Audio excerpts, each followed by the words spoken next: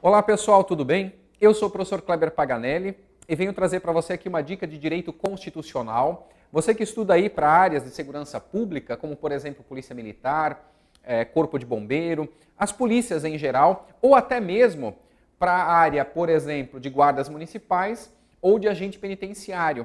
O que eu vou trazer aqui geralmente aparece nos editais aí para essas áreas, tá? Então me acompanhe aqui. Um ponto importante que você tem que fixar diz respeito à posição que os tratados internacionais eles podem ocupar na ordem jurídica interna. O Brasil, ele ratifica, ele internaliza tratados internacionais. É comum o examinador perguntar em prova qual é a posição jurídica do ponto de vista no escalonamento das normas que o tratado internacional ocupa. E aí eu quero concentrar a atenção no artigo 5º, parágrafo 3º. Lembrem o seguinte, ó, o artigo 5º, parágrafo 3º, ele foi inserido na Constituição pela emenda 45 de 2004. Então vejam, 2004 é o nosso marco temporal.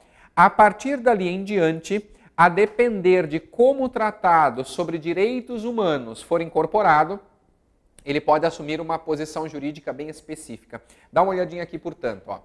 Então, se for um tratado ou uma convenção sobre direitos humanos, e esse ponto é fundamental, observa o seguinte, ele foi aprovado segundo esse procedimento. Qual o procedimento? Ele passou pelas duas casas do Congresso, Câmara e Senado, ele foi aprovado em 2 turnos, 2 vezes na Câmara e 2 vezes no Senado, e o quórum para aprovação foi o quórum de 3/5, 3/5 na Câmara e 3/5 no Senado Federal. Esse mesmo quórum, pessoal, é o quórum para aprovar a emenda. Você que estuda a matéria deve lembrar. É por isso que o parágrafo 3º do artigo 5º diz que se um tratado ou convenção sobre direitos humanos, foca atenção nesse detalhe, se ele for aprovado em cada casa do Congresso, nas 2 casas, em 2 turnos de votação e pelo quórum de 3/5, ele será equivalente a uma emenda constitucional. Então, rapidamente aqui, só para a gente visualizar, você que já estudou a matéria deve lembrar, e você que não estudou ainda, veja agora. Há um autor austríaco bastante influente no direito brasileiro chamado Hans Kelsen. O Hans Kelsen, na sua obra Teoria Pura do Direito, ele dizia o seguinte: o ordenamento jurídico ele pode ser escalonado de forma hierárquica na forma de uma pirâmide, a famosa pirâmide de Kelsen, em que dentro dessa pirâmide as normas estariam escalonadas hierarquicamente, em que a norma superior é fundamento de validade para a norma inferior. E no topo ou no vértice da pirâmide nós temos quem?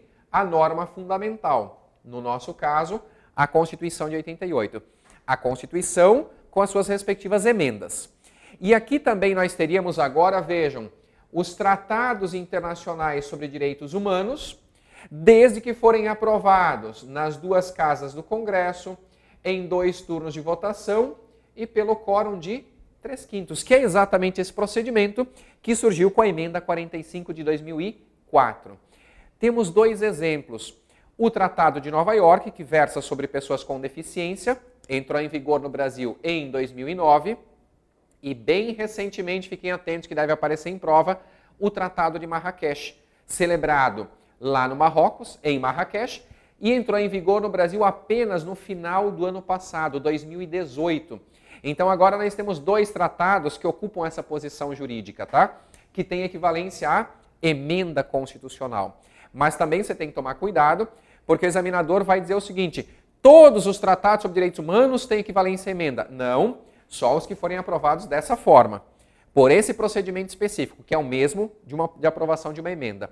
Agora, se o tratado for sobre direitos humanos, mas não foi aprovado segundo aquele procedimento específico, veja, ele vai ter natureza supralegal. Então, aqui na pirâmide, a gente poderia fazer assim, ó, as leis em geral, e aqui acima das leis, com natureza supralegal, nós teríamos os tratados sobre direitos humanos que não foram aprovados segundo aquele procedimento específico.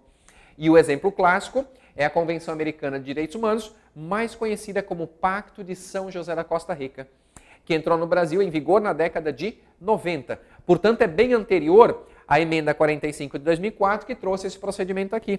Por isso, não caia na confusão e dizer que o Pacto de São José da Costa Rica é um tratado equivalente à emenda. Não é, tá?